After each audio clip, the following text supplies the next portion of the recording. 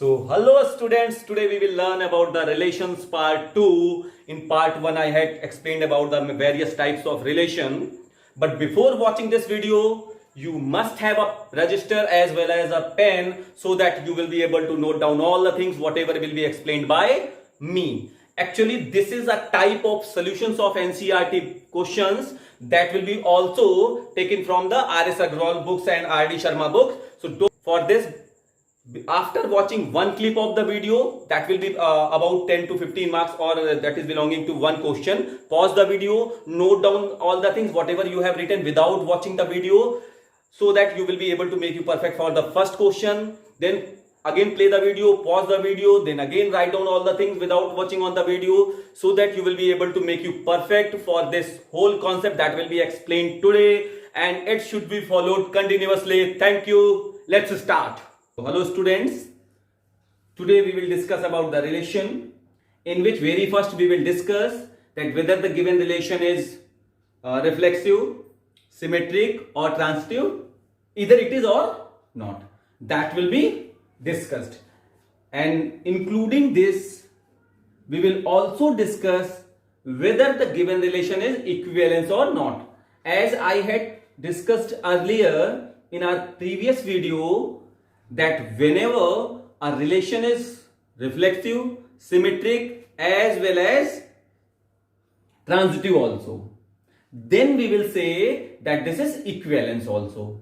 So these all things will be discussed today. We are going to discuss with a small question, with an easy question, and after understanding this one, we will increase the level of the difficulty. So here is the first question, in which check whether the relation R in set n of natural numbers defined as R is equal to falana, where x is less than 4 is equivalence relation. Equivalence relation भी हमें check करना है. इसका मतलब हमने बस एक काम करना है कि आप ये चेक कर लीजिए कि ये रिफ्लेक्सिव है कि नहीं है, ट्रांजिटिव है कि नहीं है, और उससे पहले चेक करना है कि सिमेट्रिक है कि नहीं है. अगर इतना हम चेक कर लेंगे तो हमारा सारा काम बन जाएगा. इस क्वेश्चन में एक राज भी छुपा हुआ है, जो कि आपको वीडियो जब आगे देखोगे तो आपको समझ में आएगा. और अगर आपने ये वीडियो पूरा देख लिया तो ये हमारी श्योरिटी है, हम एश्योर करते हैं आपको कि you will be able to do the questions of relation which is belonging to the first exercise of NCERT as well as the R.S. Agrawal and R.D. Sharma. But उसके लिए आपको इस वीडियो को बहुत ध्यान से और पूरा वीडियो देखना पड़ेगा. एक जरूरत की बात और, अगर आपको लगे कि नहीं सर की हेल्प करनी चाहिए, तो आप इस चैनल को सब्सक्राइब करें, बेल आइकन दबाएं, लाइक करें और शेयर भी करें, और अपने स्टूडेंट्स को भी इसके लिए मोटिवेट करें कि वो भी ऐसे ही सब्सक्राइब और शेयर करें, ताकि तुम्हारे सर को ज्यादा से ज्यादा व्यूज मिलें और सर मोटिवेटेड होके ज्यादा से ज्यादा वीडियो आपके लिए बना. चलिए शुरू करते हैं. तो अगर हम इस क्वेश्चन को देखें तो यहां पर जो रिलेशन है वो किसी नेचुरल नंबर के लिए बन रहा है, लेकिन उसके लिए कुछ कंडीशंस का सेटअप बनाना है. तो क्यों ना हम पहले रिलेशन ही पूरा डिराइव कर लें. तो भाई R इज इक्वल टू, अपने आप को गिवन है, R इज इक्वल टू क्या गिवन है आपको, x कॉमा वाई. ये x comma y is a relation जिसमें ये इमेज है और ये प्री इमेज है, ये डोमेन है, ये उसकी रेंज है. उसके बाद हम लोग आगे बात करेंगे, और जहां पे वो कह रहा है कि y की जो वैल्यू है वो x प्लस 5 है, और साथ में एक चीज आपको बता रहा है कि x इज लेस देन 4 है. यानी एक बात कंफर्म है कि ये जो रिलेशन है इसको क्यों ना हम, क्योंकि लिमिटेड रिलेशन है, तो क्यों ना हम इसको पूरा फाइनली सॉल्व कर लें. तो हमने इसको ये भी तो लिख सकते हैं ना कि x तो x रहेगा और y will be replaced by x plus 5. ये कुछ नहीं है, बस हम इतना बताने जा रहे हैं कि the image will be 5 more than domain और pre image, where x is belonging to what, natural number.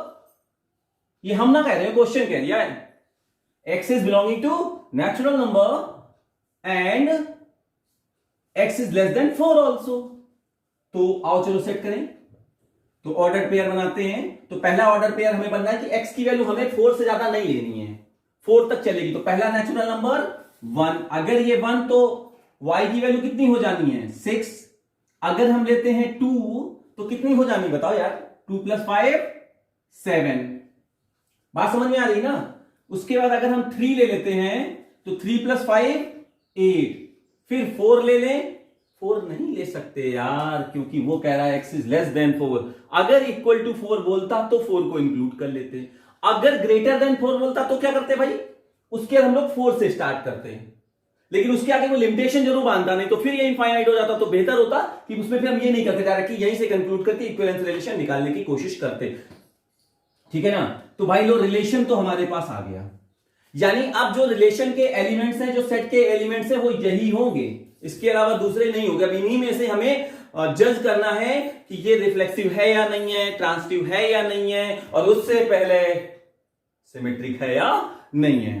तो भाई बहुत सिंपल सी बात है कि सबसे पहले हमें इसकी रिफ्लेक्सिविटी चेक करनी है। तो हम यहां पर बताएंगे क्या रिफ्लेक्सिविटी क्या कहती है कि अगर a, a is belonging to the relation, तो आप चाहे 1 को चेक कर लो, आप चाहे 1 को चेक कर लो, 1,1 भी नहीं है, 6,6 भी नहीं है, 2,2 भी नहीं है, 3,3 भी नहीं है। यानी हम कह सकते हैं कि as a, is not belonging to relation. और हमेशा ध्यान रखना जब कोई चीज बिलोंग नहीं कर रही होती है तो उसके लिए कोई एग्जांपल भी दे दो तो अच्छा रहेगा।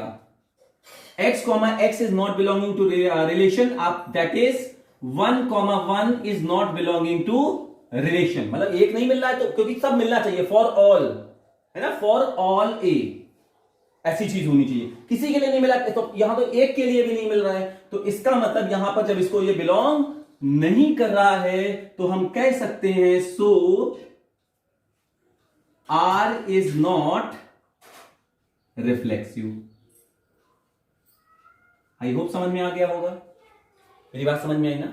बस सीधी सी बात है, आप ये समझ लो। मैं ये भी बता दूंगा आपको, अगर 1,1 मिल रहा होता और 2,2 नहीं मिल रहा होता, कहने का मतलब जितने भी एलिमेंट्स ले रहे हैं 1 2 3 4 4 एलिमेंट्स ले रहे हैं, इन 1 2 3 4 में से कोई भी एक का अगर a, a नहीं होता, कहने का मतलब 1,1 2,2 3,3 4,4 अगर इनमें से कोई भी एक नहीं होता, फॉर ऑल a का मतलब ये हुआ।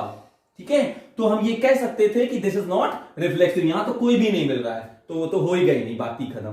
तो आई होप रिफ्लेक्सिव समझ में आ गया है। रिफ्लेक्सिव के बाद हम दूसरी चीज चेक करने जा रहे हैं ट्रांसिटिव के लिए। लेकिन सॉरी गलती हो गई बेटा, ट्रांसिटिव से पहले हम लोग चेक करते हैं किसको, सिमेट्रिक। और सिमेट्रिक में मैंने उस दिन बताया था कि मिरर इमेज, अगर यहां पे 1 और 2 है तो फिर क्या होना चाहिए, 2 और 1 भी होना चाहिए।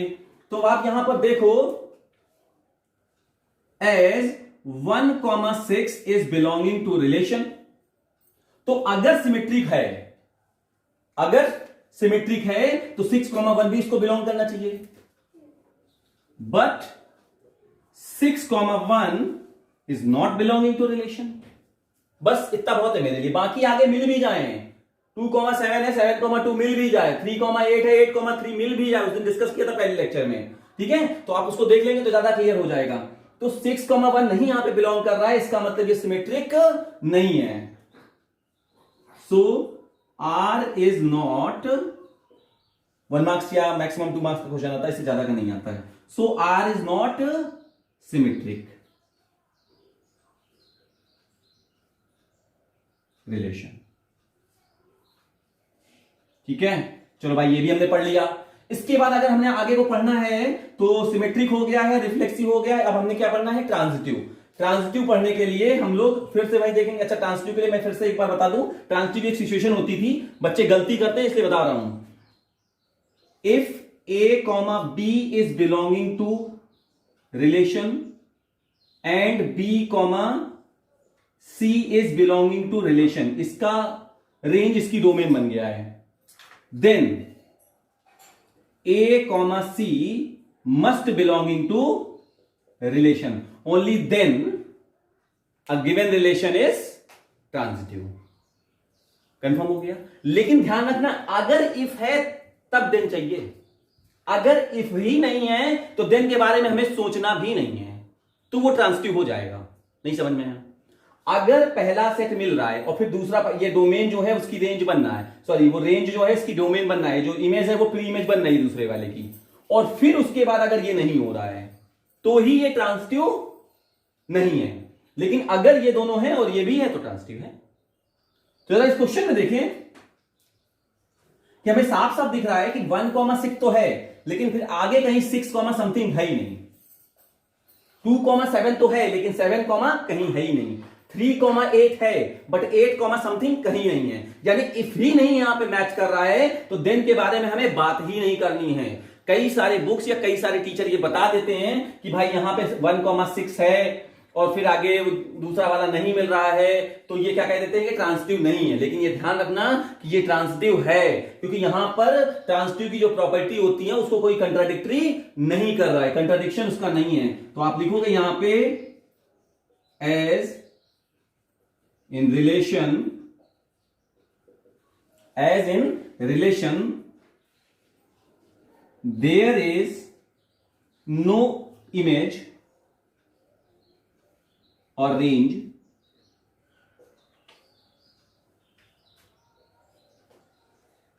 which forms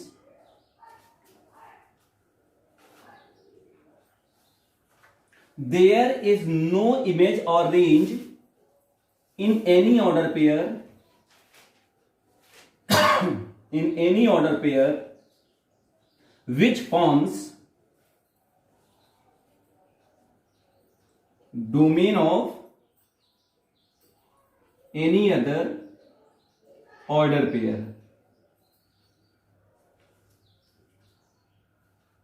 So there is no contradictory in the rule of transitive.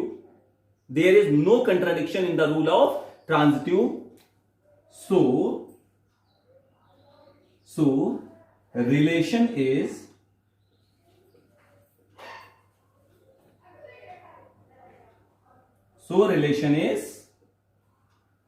Symmetric. Sorry बेटा, ट्रांजिटिव सीख रहे थे, ट्रांजिटिव। तो ध्यान रखना, it is transitive but it is not reflexive and it is also not symmetric. It means as it is not reflexive as well as symmetric, so we can say that कि this is not equivalence relation. ये question जो NCERT की book है उसमें शायद कुछ ऐसा given है कि इसको चेक करना है कि whether it is symmetric, reflexive and transitive और नॉट। लेकिन मैंने दो चीजें एक साथ बताने के कारण I had explain like this, तो you may take the screenshot of this. जब भी कभी इस टाइप के क्वेश्चन करने सबसे ज्यादा प्रॉब्लम यही होती है कि सर स्टेटमेंट्स कैसे लिखे जाएं। तो that's why I am writing with the proper statement so that you will be able to get complete marks in the examination. Here is the second question in which the question states that check whether the relation in are.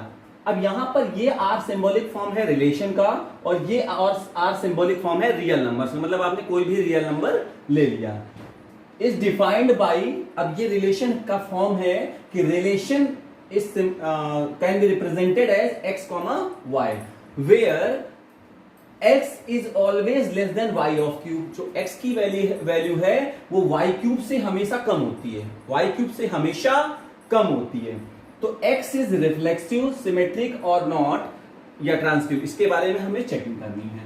तो question करने को तरीके को समझने से पहले एक चीज समझ लो कि अगर रिफ्लेक्सिव है तो आप उसको जस्टिफाई कर देंगे, लेकिन कभी कभी देखने में ही समझ में आ जाता है कि रिफ्लेक्सिव नहीं है। कभी कभी देखो रिफ्लेक्सिव है तो ठीक है, लेकिन अगर रिफ्लेक्सिव नहीं है तो उसके लिए एटलीस्ट वन कोई ऐसा एग्जांपल लेके आना पड़ेगा जिससे आप ये प्रूव सको कि ये रिफ्लेक्सिव नहीं है। अगर रिफ्लेक्सिव है तो एग्जांपल लेने की जरूरत नहीं, आप डायरेक्टली लिख सकते हो। लेकिन अगर रिफ्लेक्सिव नहीं है तो you must give one example so that teachers as well as you will be able to understand. तो उसको समझने से पहले थोड़ी सी चीज समझने की कोशिश करते हैं। अगर आप 1 को लेते हो तो 1 और 1 भी अगर आपने लिया 1,1, तो इसका मतलब क्या है कि 1 का क्यूब इज लेस देन 1 का क्यूब। नहीं समझे? मैं अगर कहूं कि एक सेट हमने ले लिया 1,1, जहां x भी 1 है और y भी 1 है, क्योंकि रिफ्लेक्सिव का मतलब ही होता है both should be same. x का मतलब ही होता है कि बोथ शुड बी सेम। 0 के लिए तो एक बार पॉसिबल हो सकता, 0 के लिए भी नहीं पॉसिबल हो सकता है। तो यानी अगर हम 2 लें, कोई नेचुरल नंबर लेते हैं, मान लो 2,2 हमने कर लिया, तो इसका मतलब हम कह सकते हैं कि 2 इज लेस देन 2 का क्यूब। तो नॉर्मल नंबर में तो समझ में आ रही है चीजें, नेचुरल नंबर में तो ये चीजें समझ में आ रही हैं, लेकिन चलो इसको समझ के देखते हैं कि रेशनल नंबर में ये चीजें समझ में आती है कि नहीं। तो कोई भी नंबर हमने उठा लिया, लेफ्ट से हमने मान लिया कि x की a की वैल्यू, जैसे हमने a को चेक करना है हमको, तो हमने a की जगह अगर रख दे 1,1/3, तो अगर a 1/3 रख दिया तो y और जो a की वैल्यू है वो इससे छोटी होनी चाहिए। छोटी होने का मतलब 1/3 के क्यूब से छोटी होनी चाहिए। It should be less than this, होना चाहिए ऐसा। तो 1/3 को अगर चेक करें तो 1/3 तो ऐसे ही रहने दीजिए और ये 1/27 हो जाएगा। हो जाएगा कि नहीं हो जाएगा? अब ऐसी कंडीशन में जरा चेक करके देखा जाए तो इसको अगर अप्रॉक्स में लिखोगे तो 0.7 आएगा, 0.666 यानी 0.7 आएगा। लेकिन अगर इसको आप लिखो तो पहली बात तो ये 2 से ही नहीं डिवाइड होगा, तो आप अगर यहां पे डेसिमल लगाओगे तो 10 हो जाएगा, अभी नहीं जाएगा तो एक 0 और लगाओगे, तो इसका मतलब इधर जो भी वैल्यू आने वाली है, लगभग 3 या 4 जाएगा, जो भी वैल्यू आने वाली है दैट इज नॉट, जो भी वैल्यू इधर आने वाली that is not greater than this, actually this is greater then this. तो फ्रैक्शनल नंबर में, रेशनल नंबर में वो चीजें पॉसिबल नहीं हो पा रही। यानी एक चीज यहां से क्लियरिफाई हो चुकी है कि a, a को ये बिलोंग नहीं करता। तो आप यहां पे लिखेंगे एस, आप चाहें तो चेक करने के लिए हम लोग एक चीज ये भी कर सकते हैं, रिफ्लेक्सिविटी, रिफ्लेक्सिविटी,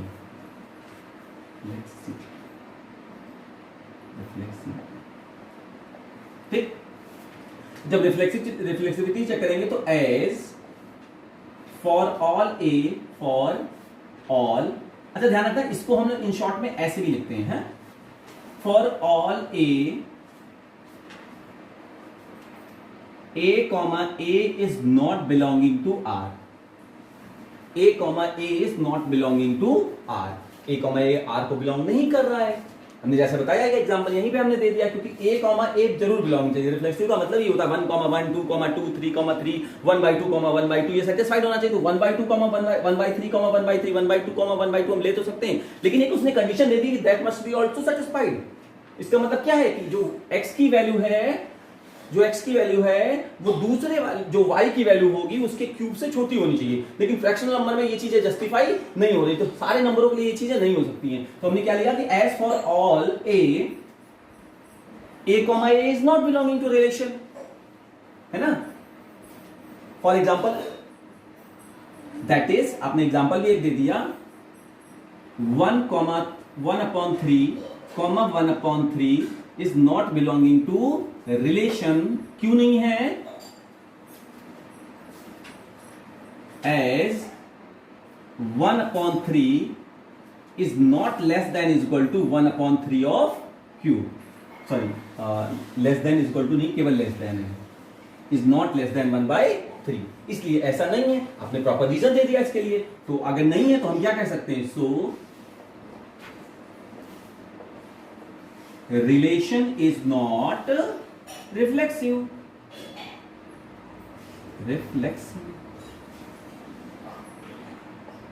चलेगा। रिफ्लेक्सिविटी हो गई। अब उसके बाद हमें चेक करना है सिमेट्री, ठीक। रिफ्लेक्सिविटी चेक कर ली, अब सिमेट्री की बारी आती है। तो सिमेट्री चेक करने में क्या होता है कि if a, b is belonging to r, so b, a must belonging to r, होना चाहिए ऐसा। लेकिन जरा इमेजिन करो इन चीजों को कि यहां पे क्यूब का मामला चल रहा है। क्या चल रहा है? क्यूब का मामला चल रहा है। यानी वो कह रहा है कि फॉर ऑल a, b, सारे a, b के लिए जो सिचुएशन वहां पे सेटिस्फाइड कर रहा है कि if a is less then b cube, अगर a b क्यूब से छोटा है, अगर a b क्यूब से छोटा है, then it won't be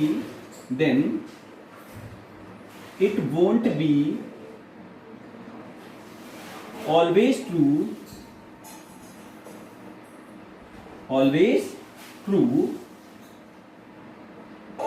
that b is less than a cube. ये हमेशा सही नहीं होगा। अब इसको आप बहुत सारे एग्जांपल से देख सकते हो, चाहो तो एक एग्जांपल आप उठा भी लो, लेकिन उससे पहले आप सेटिस्फाइड हो जाओ कि ऐसा है कि नहीं है। जैसे कि एक नंबर आपने ले लिया 5 और एक नंबर ले लिया आपने 50, एक नंबर ले लिया आपने 50 और एक नंबर ले लिया आपने 2 या 3 ले लिया, ठीक है। तो नहीं, लेकिन अभी अगर आप करोगे तो इसका जो क्यूब होगा वो उससे छोटा नहीं होगा। तो आपने दूसरा नंबर उठाया 50,4, तो आप देखो जो 50 है वो 4 के क्यूब से छोटा है, तो ये तो रिलेशन में आ रहा है। लेकिन अगर मैं 4,50 कर दूं, 4,50 कर दूं, तो 50 का क्यूब से 4 छोटा है। यहां तो दिख रहा है कि 4 is less then 50 of cube, यानी यहां भी सेटिस्फाइड हो रहा है और यहां भी सेटिस्फाइड हो रहा है। यानी नेचुरल नंबर के लिए तो ये चीज चल रही है। चलो इसको फ्रैक्शन में भी करके देख लेते हैं। तो जरा यहां पे ये चीज देखी कि एक नंबर हमने ले लिया 1/2, क्या ले लिया 1/2, और एक नंबर आपने ले लिया 1, क्या ले लिया 1। तो अब क्या हुआ कि 1 का जो क्यूब है, बात समझना, जो 1 का क्यूब है वो 1 है और 1/2 उससे हमेशा छोटा है। तो यानी यहां पर तो हम कह सकते हैं कि 1/2 is less then 1 of cube. लेकिन जरा इसका उल्टा एक पेयर बना के देखें तो इसका रिवर्स बनेगा 1,1/2। तो 1 तो अपनी जगह पे बैठा हुआ है, लेकिन इधर आ गया 1/8। अब आप मेरे को बताओ कि क्या जो a है वो a के क्यूब से छोटा है? नहीं, बड़ा है। तो फ्रैक्शन में वो चीजें नहीं चल रही है ना, बात समझ में आई। तो यहां पे भी आप एक एग्जांपल दे सकते हो, that is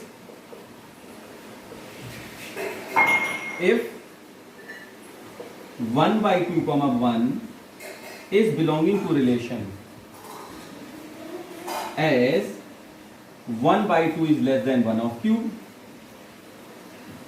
but 1,1/2 is not belonging to relation as 1 is not less than 1/2 of cube।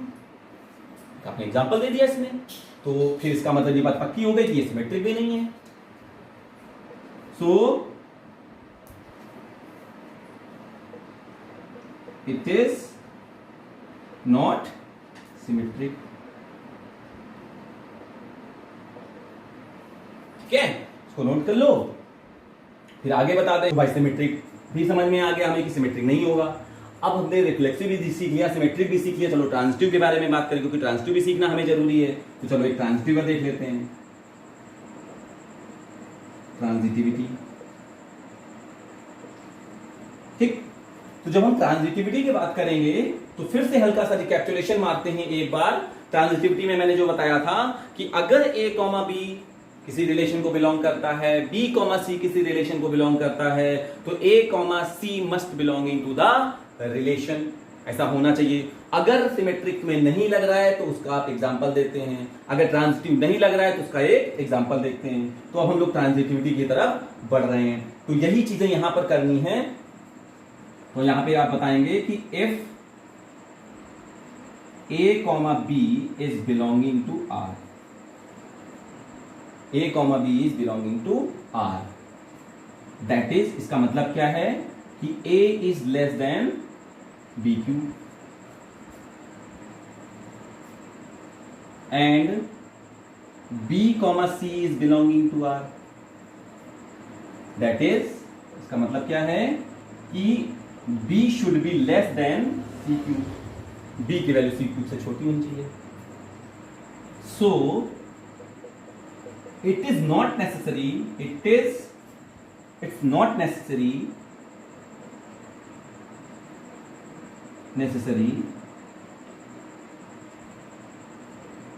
it is not necessary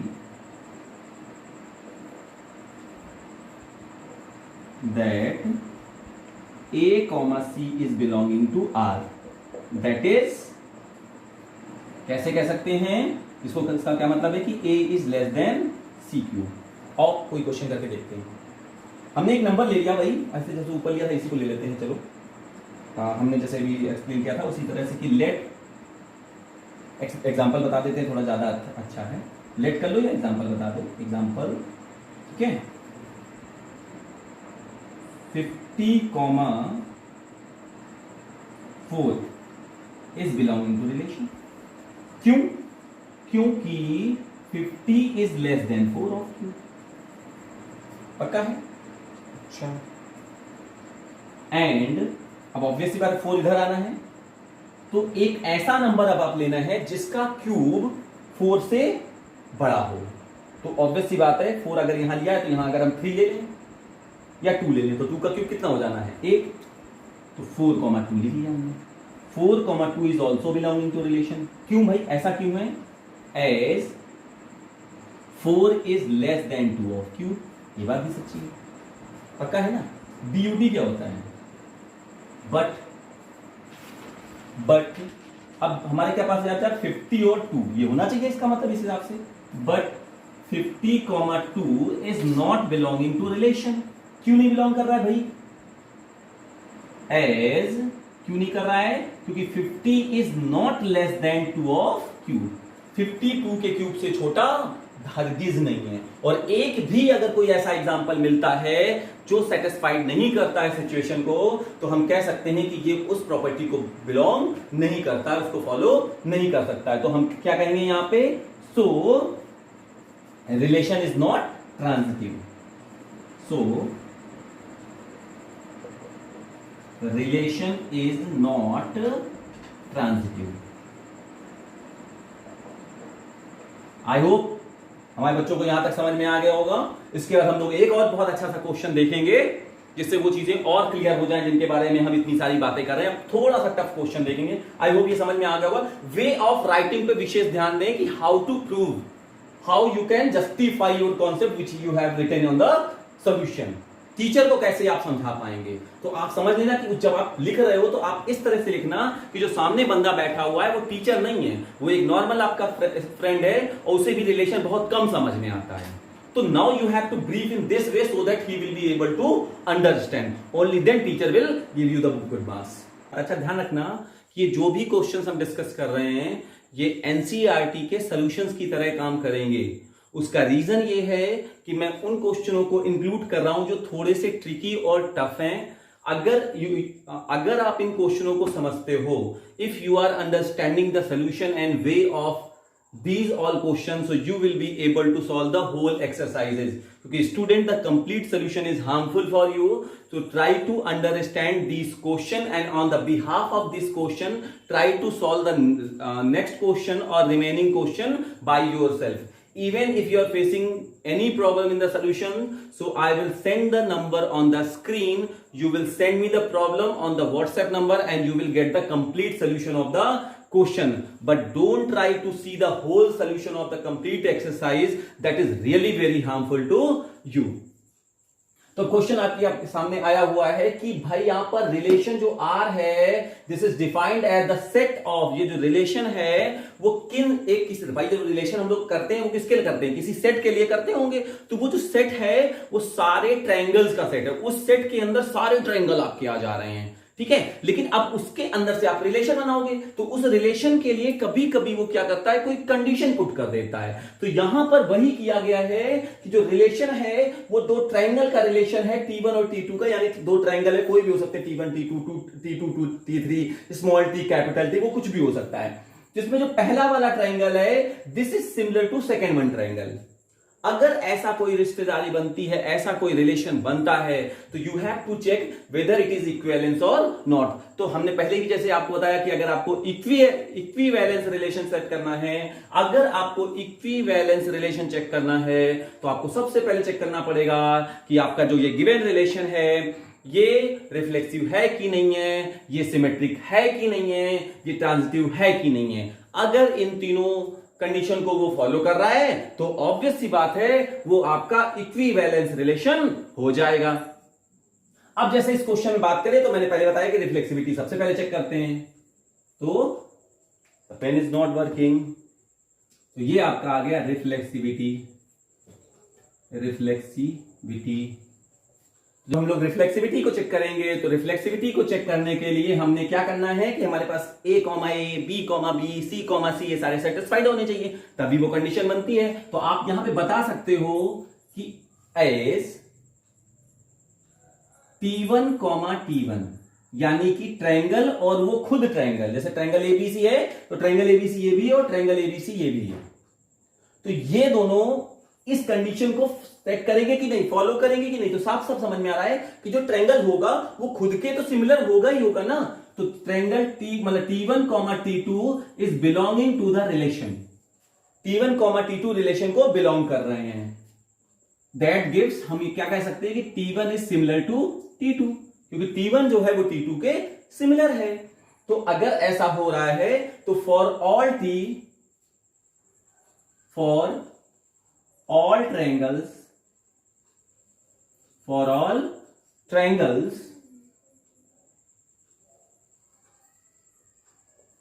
relation is reflexive। तो लो भाई, रिफ्लेक्सिविटी तो चेक हो गई। अब बात करेंगे किसकी, उसके बाद आती है बात हमारी सिमेट्री की। तो सिमेट्री, जब सिमेट्री में हम लोग बढ़े तो सिमेट्री में हमें क्या चेक करना है कि अगर a, b, b, a के इक्वल है या नहीं है। तो भाई ध्यान रखना कि for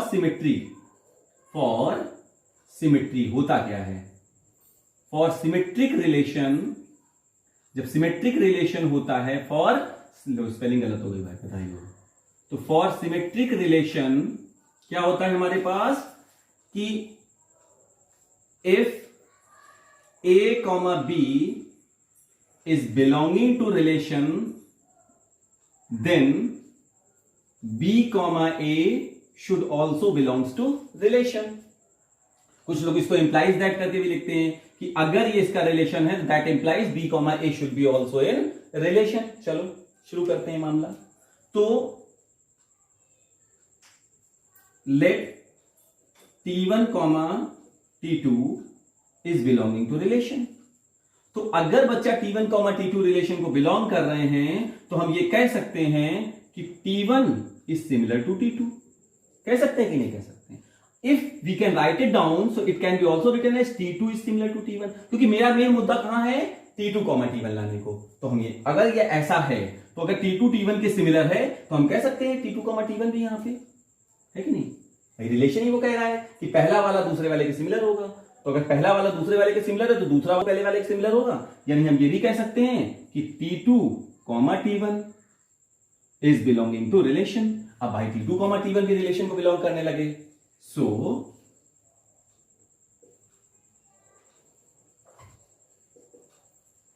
relation is symmetric. Low select symmetric भी हो गया भाई,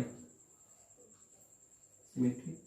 ठीक, ऐसे ही पैरेलल लाइन के लिए भी आता है कि L1 is parallel to L2। तो ऑब्वियसली बात है, अगर L1 और L2 आ गया तो L1 is parallel to L1, तो ऑब्वियसली बात है ये रिफ्लेक्सिव कंडीशन में आ जाता है। फिर उसमें कहता है कि आगे चेक करो, तो हमने मान लिया कि L1 is parallel to L2, तो फिर L2 is parallel to L1 भी हो जाएगा।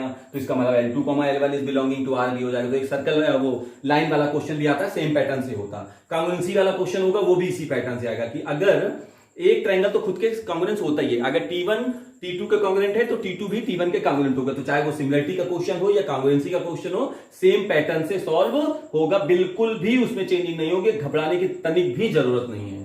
ठीक है, तो कई सारे क्वेश्चन एक साथ हम लोग के कंप्लीट होते जा रहे हैं। तो लो भाई, हम ये भी सीख गए, रिलेशन इज सिमेट्रिक। अब हमें किसको सीखना है, हमने रिफ्लेक्सिविटी देख ली, हमने सिमेट्रिक देख लिया, अब हम देखने जा रहे हैं किसको, ट्रांजिटिविटी।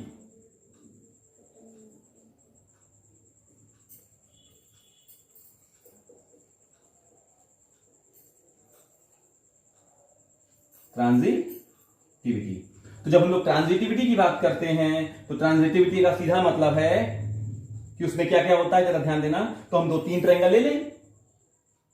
तो let T1, T2 and T3 are triangles हैं in which T1, T2 is belonging to R and T2, T3 is belonging to R। अच्छा, इसका मतलब क्या है वो नीचे लिख लेते हैं। दैट इंप्लाइज, क्या कहता है, ये कहता है कि अगर T1, T2, आप चाहे तो ऐसे भी करके कर सकते हैं, आप चाहे तो ऐसे भी कर लें, ठीक है। तो T1, T2 is belonging to R, तो इसका मतलब क्या हो गया कि T1 is similar to T2, and ये बता रहा है कि T2 is similar to T3। तो भाई T1 is similar to T2 and T2 is similar to T3। तो डायरेक्टली हम लोग क्या कह सकते हैं कि T1 is similar to T3। अब भाई T1 अगर T2 के सिमिलर है, God bless me, if T1 is similar to T3 that gives, इससे क्या हमें सिद्ध होता है कि T1 T3 is belonging to R। अब जैसे ही ये आप ले आए, तो भाई अभी T1 T2 belonging to R था, T2 T3 is belonging to R था। अब हमारे पास आ गया T1 T3 is belonging to R, so it is transitive also. तो आपने क्या लिख देना है आगे, सो रिलेशन इज ट्रांजिटिव।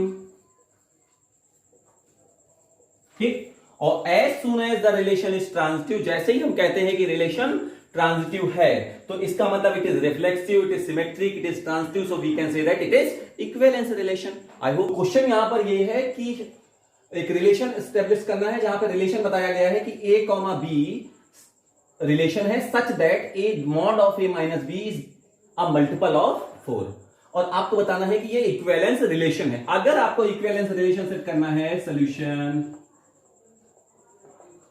तो if you have to check that whether it is equivalence relation और नॉट, वही सेम सिस्टम है कि आपको रिफ्लेक्सिव देखना है, आपको सिमेट्रिक देखना है, एज वेल एज आपको ट्रांजिटिव ही देखना है। टफ बिल्कुल नहीं है। आज तक भी अगर आपको समझ में नहीं आता था तो भी अगर इस क्वेश्चन को आप देखोगे तो आप बड़े आराम से समझ लोगे। तो क्वेश्चन में करना क्या है, शुरुआत वैसे ही करनी है कि पहले आप, चूंकि वहां पे सेट दे दिया जाता था कि नेचुरल नंबर है कि इंटीजर है, लेकिन यहां पर एक बाउंडेशन लगा दी गई है, तो let find out all the elements of set ए। तो आपने कहा कि जो ए है वो x को बिलोंग करता है जो कि इंटीजर है, और जहां पर जो x की वैल्यू है that is greater than equal to 0 and less than 12। इसका मतलब जो x की वैल्यू होगी वो 0 से स्टार्ट होगी और 12 तक जाएगी, यानी a is equal to what, 0 1 2 3 4 5 6 7 8 9 10 11 and 12। उसके बाद बात आती है इस रिलेशन की A, B। सबसे पहले हमें किसको चेक करना है, रिफ्लेक्सिविटी चेक करनी है, रिफ्लेक्सिविटी चेक करनी है। तो रिफ्लेक्सिविटी जब आपको चेक करनी होगी तो आपने क्या करना है कि आपको यह देखना है कि जो A, है वो इसको बिलोंग करेगा कि नहीं। तो एज फॉर ऑल, जिसको हम लोग ऐसे भी लिखते हैं फॉर ऑल, आप ये फॉर ऑल ना लिख के ये भी लिख सकते थे। तो for all a,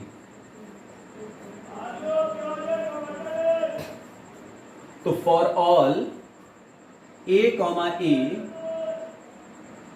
for all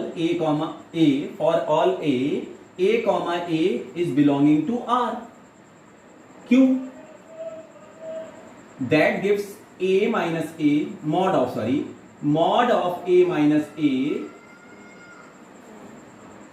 mod of A minus A, that will be mod 0, that will be 0 is divisible by 4।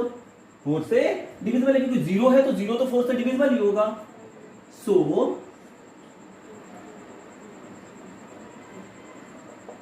Relation is reflexive. ठीक, रिफ्लेक्सिव के बाद हम लोग बात करेंगे किसकी, सिमेट्री की।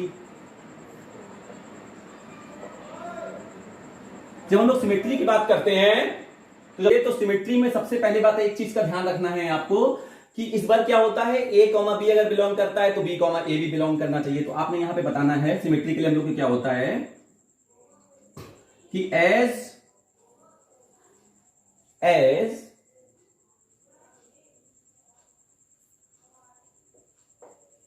if A, B is belonging to R, which implies that अगर ऐसा है तो क्या होगा, mod of A minus B is divisible by 4, divisible by 4। अच्छा, थोड़ी सी शरारत करें, तो क्या हम ऐसे कह सकते हैं mod of minus a minus b is also divisible by 4? शायद हम ये भी कह सकते हैं कि मॉड पे तो कोई फर्क पड़ता ही नहीं है, माइनस को तो अंदर भेज दिया तो ये क्या हो गया, माइनस का ए हो जाएगा, प्लस का बी हो जाएगा, तो बी माइनस ए हो गया, b minus a is also divisible by 4। अब अगर b माइनस ए डिविजिबल है तो इसका मतलब हम ये भी कह सकते हैं कि b comma a is also belonging to R. बात समझ में आई कि नहीं आई? यानी अगर ये है तो ये होना चाहिए था, वो हम ले आए, तरीका आपके सामने बता दिया। दिक्कत तो एक बार फिर से रिपीट करके देख लेना वीडियो। तो हमने if a comma b is belonging to R, so b comma a is also belonging to R हो रहा है, किसी भी नंबर के लिए ले लें, उससे कोई फर्क नहीं पड़ता है अगर a कॉमा बी आर को बिलोंग कर रहा है। अब अगर यहां पे हमें साफ साफ सही सही दिख रहा है तो हमने प्रूव कर दिया। कभी कभी होता क्या है कि अगर ये सिमेट्री नहीं दिखता तो हम कोई ऐसा नंबर उठा के लाते जिसके लिए सिमेट्री नहीं होती। सो आर इज सिमेट्रिक, सिमेट्रिक लो भाई, सिमेट्रिक चेक कर लिया। अब बात आती है हमारी सिमेट्रिक के बाद में ट्रांजिटिविटी की।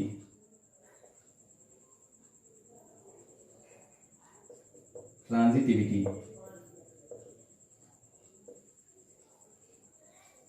ठीक बात। तो जब हम लोग ट्रांजिटिविटी की बात करते हैं, तो उस पर एक चीज पे विशेष ध्यान देना होता है कि वहां पे 3 सेट चलते हैं हमारे, क्या चलते हैं, 3 सेट चलते हैं और उस पर हमें वो सारी चीजें प्रूव करनी होती हैं। तो हमने मान लिया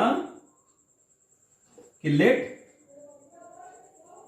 a comma b is belonging to R and b comma c is also belonging to R. बात समझ में आ रही है? अच्छा, तो ये लेट कर लिया हमने। दैट इंप्लाइज, इससे क्या होगा कि mod of a minus b is belonging to, sorry, is divisible by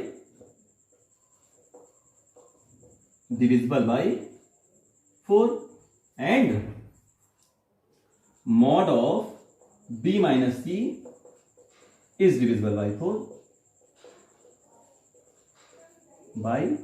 अच्छा, ध्यान रखना, मुझे बचपन में एक चीज पढ़ाई गई थी, पता नहीं सही पढ़ाई गई थी कि गलत पढ़ाई गई थी, कि अगर जैसे 8 है वो 4 से डिविजिबल है और 12 है वो भी 4 से डिविजिबल है, तो 8 और 12 का जो 8 है वो भी 4 से डिविजिबल है, 12 है वो भी 4 से डिविजिबल है, तो इन दोनों का जो सम होगा ना वो भी 4 से डिविजिबल होगा। करके देख लीजिए, नहीं समझ में आया? दूसरा नंबर उठाओ। 14 है वो 7 से डिविजिबल है और 21 है वो भी 7 से डिविजिबल है। आप ऐड करके देखो दोनों को, the sum will be also divisible by 7. So if 2 or more numbers are divisible by a given number, then their sum will be also divisible by the given number. तो इसका मतलब which implies that mod of a minus b plus b minus c will be also divisible by